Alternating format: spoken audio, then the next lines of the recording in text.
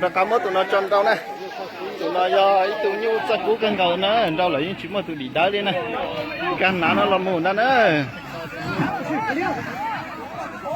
nó cho cú tao xui cho tụi nó kia nó, tụi nó cho tụi nó nhu ai tất chắc cú giờ tao lo này,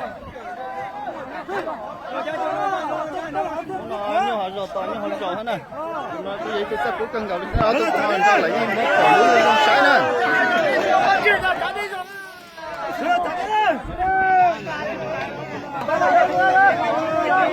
Rút kiên nó lò nữa, mỗi người xem nè, tụi sáu lò này tụi giọt tụi nó làm đi tụi này, tụi liên nó muốn gì đi thế chạy lên, nó tụi nó trong đó này,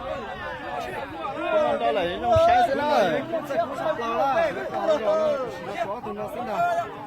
tụi nó như thế chính này.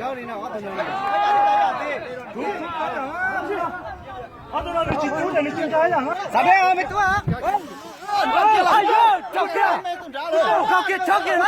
lại cho bụt tơ? Sao lại cho bụt tơ?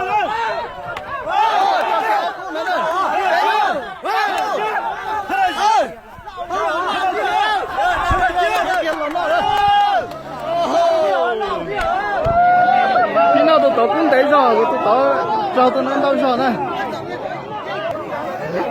tụi nó tao yên kiện này,